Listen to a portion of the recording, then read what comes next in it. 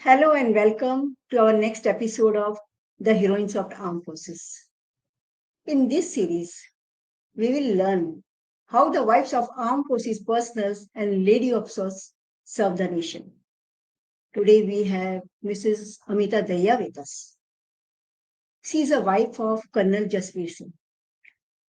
Colonel Jasveer Singh is a distinguished officer who served the nation with distinctions and pride. He commanded 7th Light Cavalry Regiment. Now he is retired. He served the nation more than 3 decades, including United Nations headquarters in New York, as well as UN operations in Somalia. He is a recipient of several awards and recognition. Like he received the gold medal. He stood first in his military graduating class and Grenadier Award, a letter of appreciation from UN General. He is serving in a big corporate. He is based in Gurgaon. This is Amita Daya. Mrs. Amita Daya. She is a wife of Colonel Jasbir Singh. She has been always the pillar of strength for Colonel Jasbir Singh. She is a trainer. She works for the sustainability. She is having more than 15 years of experience of diverse field. Now let us welcome Mrs. Amita Daya. Hello Mrs Daya, कैसे हो आप? बिल्कुल बढ़िया, thank you very much मुझे आपके programme में बुलाने के लिए। ये आई थिंक मेरा बहुत बड़ा सौभाग्य है।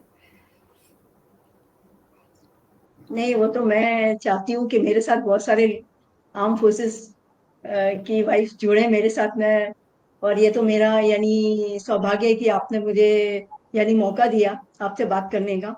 So thank you so much. अभी तो जब मैं आपका प्रोफाइल देख रही थी तो मुझे लग रहा था कि आप तो यानी फौजी बैकग्राउंड से नहीं हो। तो आप की शादी कैसे हुई, आप कैसे मिले कर्नल जसबीर से? थोड़े अपने फैमिली बैकग्राउंड के बारे में बताइए। श्योर। सो आई थिंक अगर मैं इसको ये यूँ मानूँ कि ये डेस्टिन्ड था ऐसे होना ही, तो ज़्यादा मेरे ख़्याल में उपयुक्त रहेगा, क्योंकि जिस टाइम पे मेरी शादी बहुत ही जल्दी हो गई थी, और मतलब मुझे ऐसा कोई उम्मीद नहीं थी कि मेरे साथ इतना ऐसे हुआ कि अचानक से ऐसे शादी हो जाएगी। कि मेरे पेरेंट्स और मेरे जो हस्बैंड के एल्डर मोस्ट ब्रदर हैं, वो तो काफ़ी मतलब उनका दोस्ती था, तो उसमें थोड़ा-सा ये रहा कि प्रोबेबली जैसे हर फैमिली में होता है कि लड़की को एक अच्छा लड़का मिल जाए, तो शायद ये थॉट रहा होगा मेरे फादर के माइंड में। और उस टाइम मेरी उम्र काफ़ी मतलब कम थी, मैं स्कूल फिनिश कर रही थी उस टाइम पे। तो इस तरीके से हमारा ये फैमिलीज़ ने डिसीज़न लिया कि इनकी शादी कर देते हैं, तो ये ऐसे हुआ। और फैमिली अच्छा। बैकग्राउंड तो मेरा कुछ ऐसा बिल्कुल भी नहीं था, सिविलियन बैकग्राउंड था, तो मुझे बिल्कुल कोई जानकारी नहीं थी कि आर्मी लाइफ़ कैसी होती है। तो इनिशियली ये मेरे लिए मतलब थोड़ा-सा शॉकिंग था एडजस्टमेंट करना। मतलब मुझे काफ़ी बहुत ज़्यादा टाइम तो नहीं लगा, पर इनिशियली मुझे थोड़ी दिक्कतें भी आई एडजस्ट होने में। एडॉप्ट कर लिया आपने जल्दी से। मेरा भी ऐसे ही रहा कि मेरा भी कोई फौजी बैकग्राउंड नहीं था, और शादी हो गई तो फिर बाद में अलग अलग तरीके की यानी पूरी की पूरी लाइफ पूरी चेंज हो गई। बिल्कुल। आपके एक इंसिडेंट के बारे में बताया था कि आप जब शादी करके गई तो कुछ तो आपके साथ में यानी एक वाकया जी, हुआ था जो हाँ कि जी। आपने एक बार कहीं पर शेयर किया था। वो क्या था हाँ आपके जी, बारे में? हाँ जी। सो एक्चुअली हम लोग शादी के बाद हमारी लेह में पोस्टिंग हुई थी, हमारी स्क्वाड्रन वहाँ पे थी, और मुझे बहुत ज़्यादा कुछ पता नहीं था। वैसे तो मुझे मेरी काफ़ी थोड़ी ग्रूमिंग की गई थी। मेरे हस्बैंड के जो बड़े ब्रदर हैं, उन्होंने मुझे एक बार बिठा के काफ़ी अच्छे से बताया था कि यंगस्टर्स आएँगे रात को, and you know like red होता है, और फिर आपको बोलेंगे मैम कॉफ़ी पिलाएँ, चाय पिलाएँ, तो you don't have to like worry too much, whatever you have you just offer, if you don't have milk at home just offer black coffee. So उन्होंने बहुत कुछ मुझे ग्रूम किया, किस तरीके से मुझे अपने आप को कंडक्ट करना चाहिए, क्या-क्या इश्यूज़ आ सकते हैं और मुझे कैसे हैंडल करना चाहिए।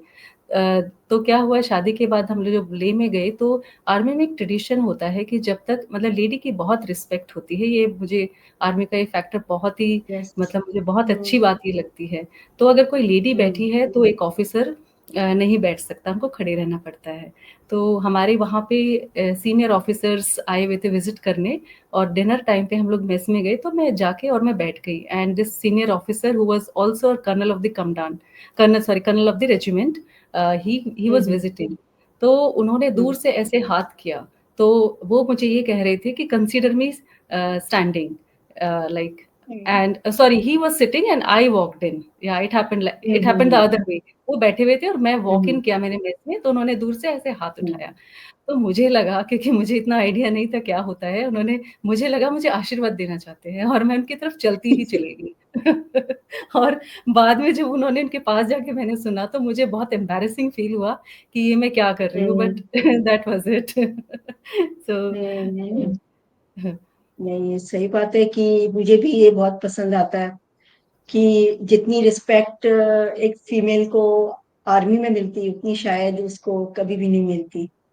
इट्स अ बिल्कुल, beauty of, yes, you rightly absolutely, said. फिर एब्सोल्युटली। आपकी पोस्टिंग कहाँ कहाँ पर हुई, कैसे आपने अपने आप को ग्रूम किया, या तो कैसे जैसे आप आगे बढ़ी? हाँ जी, सबसे पहला तो लेह में पोस्टिंग था तो मेरे को बहुत एक्साइटमेंट था कि इतनी अच्छी, बिकॉज़ मैं कभी लेह गई नहीं थी। Like as a civilian hmm. I was studying in a boarding school, तो बहुत ज़्यादा ट्रैवल करने का भी हम्म। इतना मौका नहीं मिला था और तो मेरे हम्म। लिए बहुत एक्साइटिंग था। लेकिन थोड़े दिनों के बाद ही वहाँ से हमारा मूवमेंट हो गया, हैदराबाद आ गए, फिर पता चला यूनिट्स ये स्क्वाड्रन सोमालिया जा रही है यूएन मिशन पे। तो क्या बोलते हैं इतना मतलब अचानक से, मतलब मैंने कभी सपने में ये सोचा नहीं था कि शादी के बाद आपको ऐसे अकेले रहना पड़ता है, हस्बैंड कहीं और पोस्टेड होगा, आप कहीं और। मेरे लिए बहुत ज़्यादा अनरियल था कि शादी ऐसे कैसे हो सकता है कि शादी के बाद आप अलग-अलग रहें। हम्म। लेकिन शुरू के ही सालों में, डेढ़ 2 साल तक कम से कम काफ़ी सेपरेशन रहा और वो मेरे लिए थोड़ा ट्रॉमेटिक भी था, बिकॉज़ मैं आई वाज़ एक्सपेक्टिंग, तो मुझे कभी मेरी मदर इन लॉ के पास रहती, कभी मैं अपने घर में रहती, फैमिली के पास रहती। और लोग भी पता नहीं, मुझे लगता है सिविल में उन लोगों को इतनी अंडरस्टैंडिंग नहीं है और वो इतना आपको जो कोऑपरेशन मिलना चाहिए कि what a person is going through, वो कोऑपरेशन शायद उस टाइप का नहीं मिलता, जो मुझे बहुत फ़ील होती थी ये बात कि मैं ऐसी सिचुएशन में हूँ, लेकिन लोग अंडरस्टैंड क्यों नहीं कर रहे हैं कि मेरी क्या सिचुएशन है। उसके बाद हस्बैंड जब यूएन मिशन में सोमालिया गए तो वहाँ पे हमें दिल्ली में एक लाइक एसएफ मिल गया था, सेपरेटेड जो क्वार्टर्स होते हैं। और उस टाइम मेरे हस्बैंड के जो सिस्टर हैं, उनके हस्बैंड भी कंबोडिया में पोस्टेड थे, तो मुझे फॉर्चुनेटली उसी ब्लॉक में हमें घर मिल गया। तो ऐसे हम थोड़ा सेल थ्रू हुए एंड उस दौरान भी काफ़ी डिफ़िकल्ट टाइम मैंने किया, बिकॉज़ उस टाइम पे मेरा बेटा छोटा था and I was expecting my daughter. And ऐसा हुआ कि एक इंसिडेंट हुआ था सोमालिया में, कुछ फायरिंग वगैरह हो गया था एक कॉन्वॉय के ऊपर। और क्योंकि मैं मेरे सिस्टर के हस्बैंड के साइड वाले फ्लैट में थी, तो हम बहुत ज़्यादा मैंने अपना एक्सपेंसेस वगैरह को कंट्रोल में ही रखा था, जैसे न्यूज़पेपर वगैरह उन्हीं के घर में आता था तो मैं वहीं से पढ़ लेती थी। तो एक दिन हम्म। क्या हुआ कि उन्होंने अपनी डॉटर को इंस्ट्रक्शन दिए कि अगर मामी जी अखबार लेने आए तो अखबार मत देना, क्योंकि उसमें एक अच्छा। न्यूज़ था सोमालिया वाला कॉन्वॉय का, एक हम्म। ऑफिसर और कुछ हम्म। जवान्स की डेथ हो गई थी। तो उनको ये लगा कि कहीं मैं उसको पढ़ लूँ और मैं पता नहीं क्या, क्योंकि वो भी वेरीफाई करना चाहती डिस्टर्ब थी ना हो जाऊं। कि मैं डिस्टर्ब ना हो जाऊँ। तो ये मुझे तो ये सब पता नहीं था। लेकिन जब हम्म। वो न्यूज़ आ गया बाद में कि सब ठीक-ठाक है, उनको पता चल गया, उसके बाद वो ये इंसिडेंट मुझे बता रही थी और उनकी आँखों में आँसू थे, मतलब वो खुशी के आँसू थे। तो मुझे तो ये सब कुछ पता ही नहीं था कि वो किस दौर से गुज़री हैं, लेकिन उन्होंने मुझे प्रोटेक्ट किया इस न्यूज़ से। सो like how we go through all these emotions and situations in our life and how we deal with them. So I think army teaches you all of that. And at a very young age, I was very vulnerable because like I would have two children, and if something happens to my husband, I was very young. So how would I deal with my life? तो I think वो काफ़ी एक young age में मैंने experience किया। And then you think if you can sail through this, probably you can sail through anything. और जब colonel Jasvir की पोस्टिंग उधर न्यूयॉर्क हुई थी, फिर आप क्या उनके साथ गए थे? कैसा था आपका विजिट? हाँ जी, तो वो भी अगेन ये बहुत ही अच्छा एक्साइटिंग अपॉर्च्युनिटी हमारे हमारे लिए था। जब हम लोग वहाँ पे गए तो बिल्कुल ये शुरू से ही प्लान था कि फैमिली के साथ ही जाएँगे और वहाँ पे जाने के बाद क्योंकि मैं कुछ करना चाहती थी लाइफ़ में और शुरू से मैं जो भी मुझे अपॉर्च्युनिटी मिलती थी क्योंकि मैं अपने फैमिली इनकम में भी कंट्रीब्यूट करना चाहती थी। उसका कारण ये था कि मेरे हस्बैंड जो है एक काफ़ी पुअर बैकग्राउंड से आते हैं, फैमिली बैकग्राउंड से। जब वो 1 साल के थे तो उनके फादर की डेथ हो गई थी। और बहुत ओह, बड़ी हमारी फैमिली है, 7-8 भाई-बहन हम्म, और मेरी मदर इन लॉ ने हम्म, ही सबको आगे बढ़ाया, उनको पढ़ाया-लिखाया और फिर जैसे मेरे सबसे बड़े वाले जो ब्रदर इन लॉ हैं, वो ऑफ़िसर बने, उन्होंने एक-एक करके अपने भाई-बहनों को ऊपर लिफ्ट किया। तो क्या है कि हमारी फाइनेंशियल सिचुएशन इतनी स्ट्रॉन्ग नहीं थी कि अगर मैं कि भई बहुत आप आराम से कंफर्टेबली एक एक पे में आप अच्छे से मैनेज कर सकते हैं। तो मुझे हमेशा से ये था कि मैं अपनी फैमिली में फाइनेंशियली कंट्रीब्यूट करूँ और दूसरा मेरा अंदर ये भी था कि मुझे भी कुछ करना चाहिए। एक अंदर से एक अरमान भी था कुछ काम करने का। तो मैं टीचिंग करती रही बिकॉज़ उसके अलावा कोई ऑप्शंस नज़र नहीं आ रहे थे और साथ-साथ में क्या है कि मैं जब मेरी शादी हुई तो मेरी ग्रेजुएशन भी नहीं हुई थी। तो मुझे ये लगन भी थी कि मुझे तो पढ़ना-लिखना ही है और आप बिलीव नहीं करेंगे, जब तक मेरी ग्रेजुएशन पूरी नहीं होगी, मैं हर रात मेरे को सपने आते थे कि मैं फ़ेल हो गई हूँ। मतलब मुझे ओह हो, वो मुझे एक मेरे दिमाग में हमेशा चलता रहता था कि मैं एक फेलियर हो गई हूँ, मैं तो ग्रेजुएट भी नहीं हूँ। तो जब तक मैं ग्रेजुएट नहीं हुई, मेरे दिन-रात की जो नींद थी वो हराम ही रहती थी। बट मुझे सुकून मिला, फिर मैंने बीएड किया और जब न्यूयॉर्क हम गए तो मेरे मेरे माइंड में ये आया कि क्योंकि बच्चे भी स्कूल जाने लगे और उनका भी सेटलमेंट हो गया और हस्बैंड का भी ऑफ़िस, तो हम्म, पूरा दिन मेरे पास होता था, तो मुझे समझ नहीं आ हम्म, रहा था मैं क्या करूँ? तो मैंने कॉलेज हम्म, जॉइन कर लिया ताकि मैं वहाँ से जो भी नॉलेज हासिल करूँ, वापस आके अपने देश में उसको अप्लाई कर सकूँ। सो ये मेरा वेरी अच्छा भी नाइस। था और चैलेंज भी था क्योंकि बहुत मुश्किल था, सारे घर का काम करना, पढ़ाई करना, बच्चों को देखना। जबकि हम्म, मेरे हस्बैंड ने और बच्चों ने अच्छे से इसमें काफ़ी कोऑपरेट करा क्योंकि कभी-कभी ऐसा होता था मैं असाइनमेंट कर रही हूँ, उनको हम्म, टाइम नहीं दे पा रही हूँ, तो उनकी भी एक इसमें हम्म, काफ़ी कोऑपरेशन रही है। हम्म। नहीं, जैसे कि आप कर्नल जसवीर के लिए एकदम पिलर ऑफ स्ट्रेंथ बनी। आपने उनके हर अप्स एंड डाउन्स में उनका पूरा साथ दिया। तो मेरे ख्याल से कर्नल जसबीर भी ने भी वो आप अपनी जिम्मेदारियां और अपने आपके सपने पूरे करने में और आपको कंफर्ट देने में कभी पीछे नहीं हटे। बिल्कुल, ये बिल्कुल। बहुत बड़ी बात है। और एब्सोल्यूटली। कर्नल जस हम्म और कर्नल जसबीर ने कारगिल में गए थे क्या, कर्नल जसबीर? नहीं, उस टाइम पे वो स्ट्राइक कोर में थे और स्ट्राइक कोर यहाँ पे मेरठ में थे। तो वो अच्छा। एक्चुअली हाँ, हम लोग क्या था ब्यास में पोस्टेड थे एज़ ही वाज़ अपना हेडक्वार्टर में एंड देन हमारा जो पोस्टिंग आ रहा था उस टाइम कारगिल चल रहा था, तो हमारी यूनिट जो है अमृतसर मूव हो गई थी एडवांस पार्टी। तो सीईओ ने हमें बोला आप हम्म। एडवांस पार्टी में ही मूव कर जाओ, ब्यास से डायरेक्ट अमृतसर और इन अच्छा। बिटवीन ये हो गया, तो हम अमृतसर में ही रह गए और वो वापस मेरठ चले गए, यूनिट जॉइन कर लिया। तो 1.5 साल हम वैसे अच्छा। सेपरेटेड ही रहे क्योंकि वो हम्म, मोबिलाइज़्ड हो गए थे, तो दे वर ऑलवेज़ इन ऑपरेशन एंड ये तय था हम्म, ही कि अमृतसर ही वापस आएँगे। तो बच्चों का फिर एजुकेशन और ये स्कूलिंग वगैरह था, वो सब डिस्टर्ब हो जाता। तो मैं अमृतसर में ही 1.5 साल वहीं पे हम रहे सेपरेशन में। अच्छा, अच्छा। तो आपने जब कर्नल जसबीर सिंह ने वो रेजिमेंट कमांड किया, तो फिर आप लोग फिर साथ में रहे होंगे, और आपने कौन कौन सी एक्टिविटीज की लेडीज के लिए, किस तरीके से आपने कंट्रीब्यूट किया रेजिमेंट में? राइट। राइट। तो एक्चुअली कुछ ऐसा हुआ कि जब हम यूएस से वापस आए तो यूनिट सूरतगढ़ में थी और मूव करने वाली थी कपूरथला में और मेरे दोनों बच्चे उस हम्म, क्लास में आ गए थे, एक 9th में, एक 11th में, मतलब वो बोर्ड क्लासेस में और मैंने हम्म, एक्चुअली न्यूयॉर्क से मेरे बच्चों को मुझे पहले ही भेजना पड़ा क्योंकि कुछ ऐसी सिचुएशन आ गई थी कि उनको अर्ली जॉइन करना था वापस और उस टाइम पे ये हम्म, नहीं पता था कि जाएँगे कहाँ। तो मैंने सोचा कि बच्चों का एजुकेशन सफ़र ना हो इसलिए मैंने एडवांस हम्म, में ही हमने दिल्ली में एक घर रेंट पे लिया और thanks to hmm, again my husband sister वो उन्होंने वो वहाँ पर आकर मेरे बच्चों के साथ रही, मेरी मदर इन लॉ भी साथ में थी और 3-4 हम्म, महीने उन्होंने यहाँ पे उन साथ में रहे, फिर मैं दिसंबर में वापस आ गई। तो मेरे बच्चे और मैं दिल्ली में ही रह गए क्योंकि बोर्ड क्लासेस क्रूशियल थी तो उनको मूव नहीं कर सकती थी मैं। तो मैं बहुत ज़्यादा उनके पास कमांड टाइम पे नहीं रह पाई, लेकिन मैं वहाँ पे बार-बार आते-जाते रहते थे। और जो हमारे 2IC की वाइफ़ थी, उन्होंने पूरा इसका बागडोर सँभाला वेलफेयर वगैरह का। लेकिन जो मुझे ये था कि जो चीज़ें मैं सीख के आई हूँ बाहर से भी और जो मेरा एक्सपीरियंसेस रहे हैं, मैं अपनी फैमिलीज़ को भी उनका वो चीज़ें सिखाऊँ। और बाहर, क्योंकि मेरा एक्सपोज़र एक हो गया था कि बाहर की दुनिया कैसी है, टाइम बदल रहे हैं, हमें उनके साथ-साथ उस तरीके से चलना चाहिए। तो मैंने काफ़ी एजुकेशन पे फ़ोकस किया और उनको लाइफ़ स्किल्स पे कि आपको लाइफ़ में क्या चीज़ें इम्पोर्टेंट है, बच्चों को किस तरीके से ग्रूमिंग करनी है। तो इन चीज़ों पे हमने बहुत फ़ोकस किया और like a friend they all could come and share everything with me and they are still in touch with me, मतलब इतना आपस में हमारा प्यार है।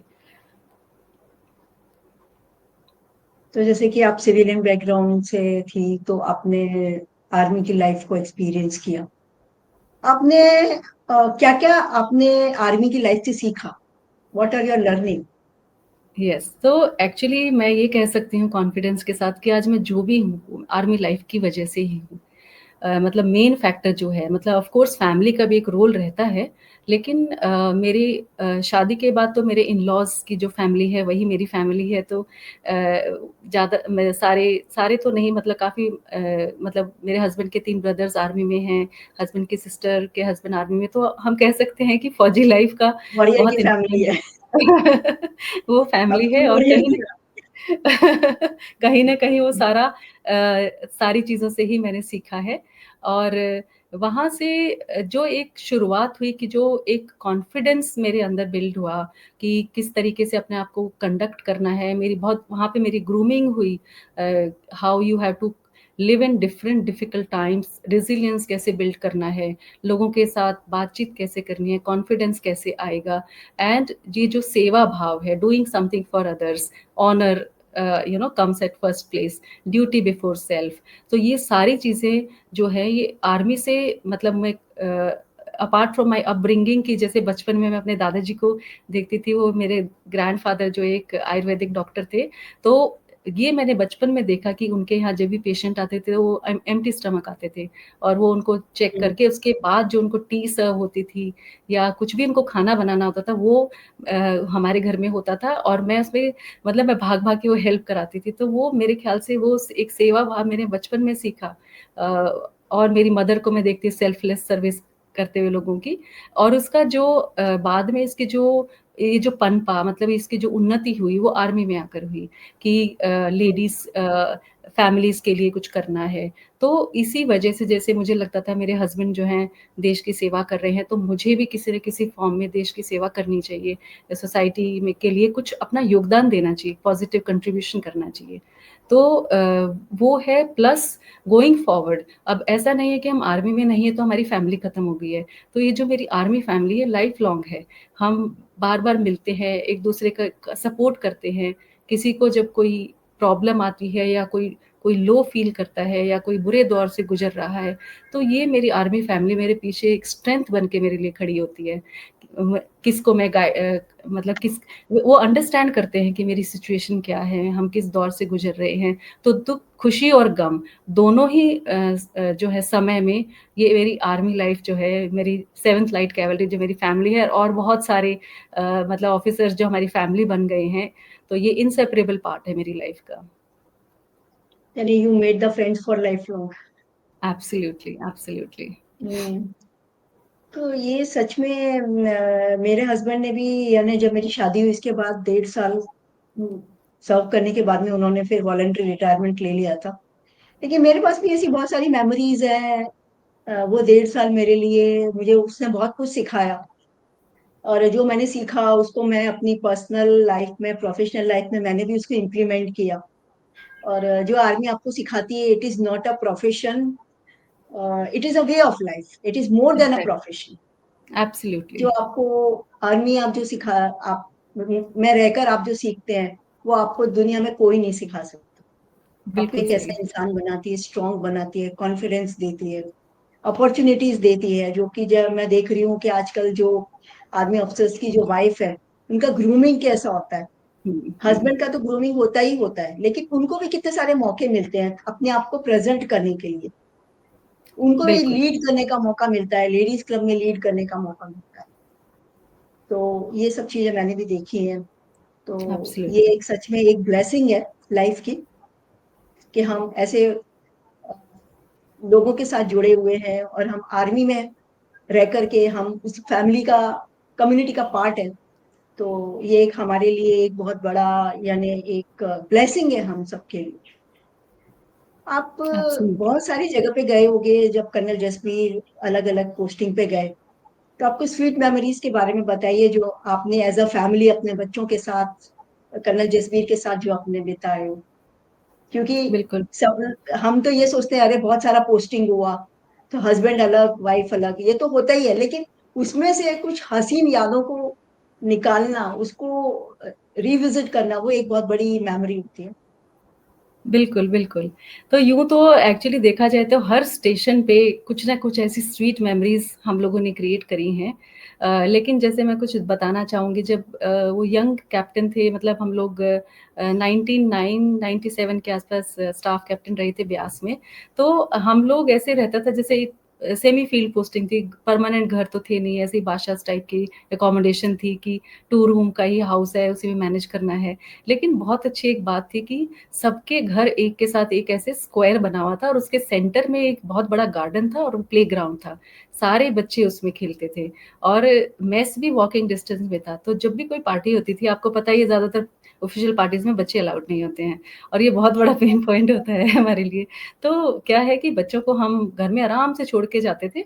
सारे बच्चे सेंटर में लॉन में रात में खेल रहे हैं, कभी-कभी उनके लिए बड़े स्क्रीन पे मूवी लगा देते थे। तो ये मुझे मतलब बहुत कंफर्टेबल फ़ील होता था कि बच्चे भी एन्जॉय कर रहे हैं, वो ऐसे नहीं मिस नहीं कर रहे हैं हमें। तो एक तो ये हुआ, फिर कालिम्पोंग एक मेरा बहुत ही मेमोरेबल एक्सपीरियंस रहा है, अगर मैं इसको टॉप में मैं रखना चाहूँगी। Even though New York was a life changing experience, लेकिन अगर उसमें हम बात करें तो कालिम्पोंग मेरा सबसे स्वीटेस्ट मेमोरी है, बिकॉज़ हमारे ब्रिगेड कमांडर ब्रिगेडियर एचवीएस ढिल्लन वहाँ पे कमांड कर रहे थे, और इतना हमें अच्छा एक माहौल मिला था कि जसबीर तो बहुत ही बिज़ी रहते थे। कभी-कभी तो 2-2 3-3 तक घर ही नहीं आते थे, जबकि ऑफ़िस मेरे ख़्याल से 2-3 किलोमीटर दूर होगा, इतना बिज़ी रहते थे। लेकिन उन्होंने हमारी लाइफ़ को इतना कंफर्टेबल बनाया बच्चों के साथ। कोई भी बात अगर ज़रा-सा भी मुझे थोड़ा लो फ़ील होता है, कुछ होता है, तो I can walk up to Mrs Dhillon and walk up to brigadier Dhillon, और वो सबसे पहले बोलते, "जसबीर ने कुछ बोला है?" And he would push him अच्छा। आउट कि जाओ और हॉलिडे करो। मतलब वो एक्चुअली लिटरली धक्का मारते थे उनको कि जाके घूम के आओ फैमिली के साथ। तो इतना मतलब तो ये है कि हम अपनी 100% डेडिकेशन दे रहे हैं, तो हमारे बॉस भी इस चीज़ को समझते हैं और वो हमारे कम्फर्ट का ध्यान रख रहे हैं। तो ये भी मेरे लिए एक बहुत ही स्वीटेस्ट, हमने बहुत अच्छी मेमोरीज़ वहाँ पे बनाई, बहुत अच्छा टाइम बिताया, और वो तो मेरे फादर फिगर हैं। अभी भी मुझे जब कुछ होता है तो मैं इमीडिएटली कॉल करके उनको शिकायत लगा देती हूँ। तो यस, तो यस। ये मतलब वो लम्हे जो है कभी इनको बदला नहीं जा सकता है। हम्म, ये आपकी बात एकदम सही है कि जो कर्नल होते हैं, जो यूनिट कमांड कर रहे होते हैं, तो वो ही just like a fatherly figure. मेरे साथ भी, एब्सोल्यूट। मेरी भी जब शादी हुई तो कर्नल गुप्ता थे वहां पे। हुँ, हुँ। तो आज भी वी आर इन टच, और अभी हमारा रेजिंग डे था तो हम मिले कर्नल गुप्ता से। तो बहुत राइट। अच्छा लगा, यानी वो सारी मेमोरीज याद आने लगी कि किस तरीके से उन्होंने हम सबको एक साथ बांध के रखा था, और किस तरीके से हमारी परेशानियों को समझ करके हमको सॉल्यूशन प्रोवाइड करना, और बोलना जाओ भाई अपना, बिल्कुल। यानी वाइफ को देख लो जरा, चाहे किसी भी सिचुएशन हो। हाँ तो एक जी, बहुत अच्छी ये बात होती है। तो बिल्कुल। आपसे यानी बहुत सारी चीजें सीखने को मिली, जानने को मिली, और आपने बहुत अच्छी अच्छी बातें शेयर की। अभी आप हमारी जो यंगर जनरेशन है उनको आप क्या मैसेज देना चाहोगे? So to the army wives, young army wives, मैं उनको यही मैसेज देना चाहती हूँ कि आप बहुत ही ज़्यादा प्रिविलेज्ड हैं, जो आपको एक फ़ौजी वाइफ़ होने का मौका मिल रहा है, क्योंकि ये लाइफ़ चेंजिंग एक्सपीरियंस है। आप इसको अगर पॉज़िटिवली लेंगे कि जहाँ पर भी हम जाते हैं, उस जगह का को एक्सपीरियंस कीजिए, उसके बारे में जानिए, क्योंकि देखिए हम जब बाहर काम कर रहे हैं कॉर्पोरेट में, तो बहुत ही ज़्यादा प्रेशर और अलग टाइप के प्रेशर से, और हमें ट्रैवल करने का इतना ज़्यादा मौका भी नहीं मिलता, मिलता भी है तो थोड़ी देर के लिए। लेकिन यहाँ आपको आर्मी में उस जगह पे पूरा रह के उसको एक्सपीरियंस करने का एक ये मौका मिलता है, ये बहुत ही यूनिक है। तो वहाँ फ्रेंड्स बनाइए, कल्चर को जानिए, और अपॉर्च्युनिटीज़ आज की तारीख में जॉब अपॉर्च्युनिटीज़ ऑप्शंस जो हैं ओपन अप बहुत हैं। वर्क फ्रॉम होम है, एंड और भी इतने सारे बिज़नेसेस जो आप घर से कर सकती हैं। तो आई एम श्योर वो डर्थ नहीं है। एंड आजकल तो बहुत सारी गर्ल्स भी आर्मी ज्वाइन कर रही हैं, तो इतने डोर्स ओपन हो गए हैं।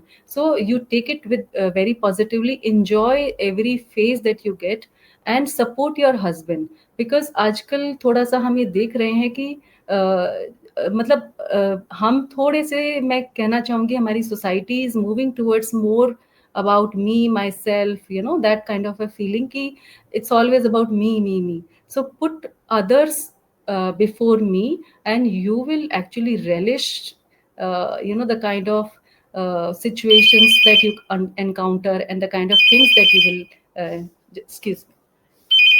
So this is the message I would give to them, because it's also not just about rank, it's also about the kind of memories you make, and it's a life changing experience. Don't let it go waste.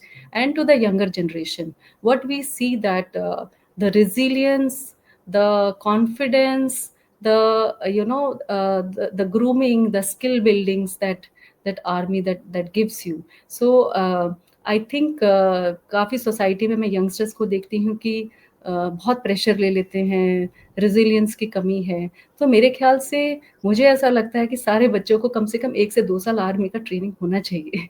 तो उनको ये पता चलेगा कि actual में tough life होती क्या है। तो ये छोटी-छोटी परेशानियों से घबरा के learn to become problem solvers and not problem creators.